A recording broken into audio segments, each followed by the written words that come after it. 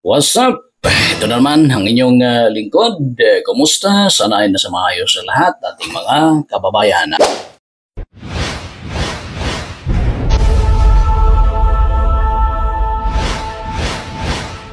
Ako, pati matatandaan talaga namang umuugong pa rin hanggang ngayon yung epekto sa ginawang press conference ni Vice President Sara Duterte. Umaani ito guys ng mga samot-saring mga opinyon, negatibo, positibong opinyon mula sa ating mga kababayan sa buong Pilipinas. At ngayon, siyempre, dahil mayroong mga hindi magandang naririnig at bibitawan ng BP Inday na ito, siyempre nagre-react na. Lalong-lalo na yung ibang mga personalidad at lalong-lalo na itong mga miyembro na nandyan sa Quad Committee. Miyembro sa House of Representatives, guys. No? Na kung saan ay nagbigay ng kanilang opinion. Ito kung pakikinggan natin. Ito yung kanilang opinion ukol dito. No? Ukol dito. Tanong ng mga nagtatanong sa kanila. Doon sa kanyang confidential fund, yung paggamit ng pondo ng kanyang office ng Kamara. So ang House of Representatives po ba kayo, magbabago ba kayo or mag-a-adjust ba kayo, maghihinay-hinay ba kayo sa pag-iimbestiga sa kanyang paggamit po ng pondo? Sa ganang amin, the performance of one's duty should be the primordial consideration. Trabaho po namin yun eh. And therefore, dapat walang let up to show what really happened and so far as the confidential funds of the Office of the Vice President and the Department of Education when she was still the Secretary. Kasi pag magbibigay po kami ng leeway, hindi po na yata in accordance with our mandate. Ganun po ang paningin namin doon. Okay. Sir, before that, we'd like to acknowledge the presence also of our Senior Deputy Speaker, Dong Gonzales. Good morning.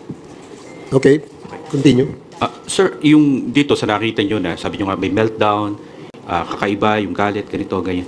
May nakikita ba kayo na parang signs ng psychological incapacity dun sa nangyari kay Vice President dun sa presko niya?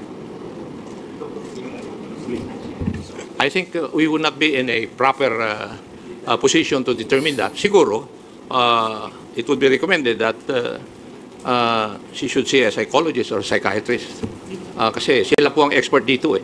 Hindi po kami. Sir, sorry, good morning po. Hindi lang po si Pangulong Marcos and former President Apo Marcos yung, kumbaga, tinira ni VP Sara. Meron din po kasi siyang binanggit, laban din po kay Speaker Romualdez, na sinabi niyang embarrassment daw po ang ating House Speaker. As House leaders, ano pong masasabi po ninyo dun sa pahaya po na yun? That's her opinion. It's not the opinion of 120 million Filipinos. Di po ba? And she is entitled to her opinion. Sir, follow-up lang kasi yung embarrassment po is stemming from doon sa sinabi ni VP Sara na tumanggap daw po ng suhol si Speaker Romualdez. Do you know anything about this or what can you say about this po? Suhol saan yun? She did not expound or elaborate po yung tungkol doon sa susunod daw niyang press con. Pero, so we will not be commenting on that kasi hindi naman namin alam kung ano suhol yan. Hayaan mo po muna mag-expound siya. Then we'll answer the issue about it.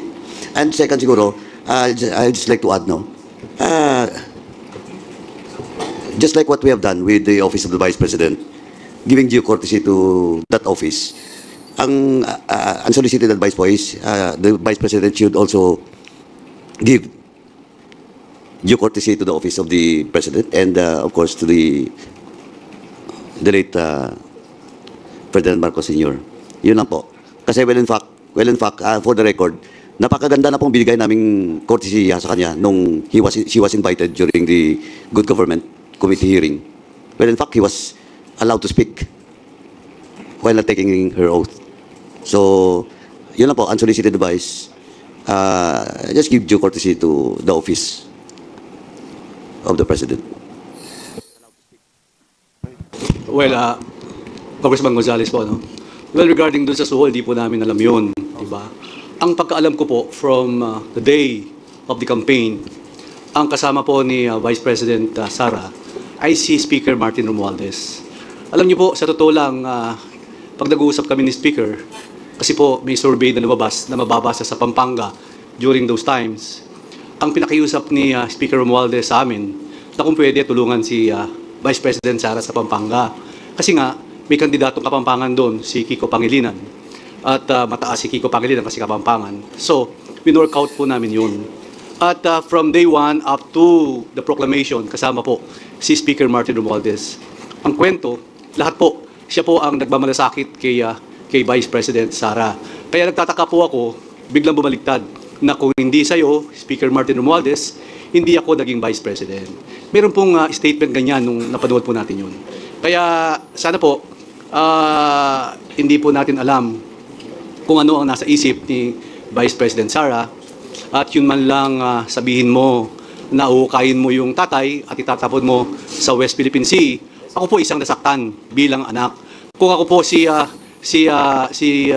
Senator Amy Marcos, sinabi sa tatay ko yun, palagay ko, hindi na po kami pwedeng magkita at mag-usap sa panahon na yun.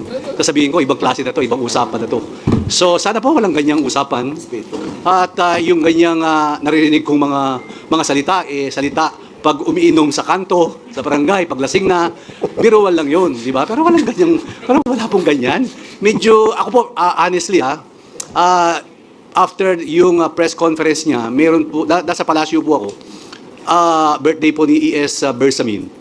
Pero gusto kong sabihin sa presidente, pero hindi ko po nasabi, kasi baka ayaw po niyang marinig yun. Pero deep inside in my heart, ako po talaga nasaktan doon sa sinabi niya. Because I'm also, anak po ako hindi na po ako makakakita ng tatay, isa lang po ang tatay ko. Tapos sasabihin po sa tatay ko yun, nuhukayin niya, at itatapon niya, ay palagay ko napakasakit po nun. So bilang isang Kristiyano, bilang isang batang pinalaki sa maayos, palagay ko foul po yun. Salamat po. Thank you.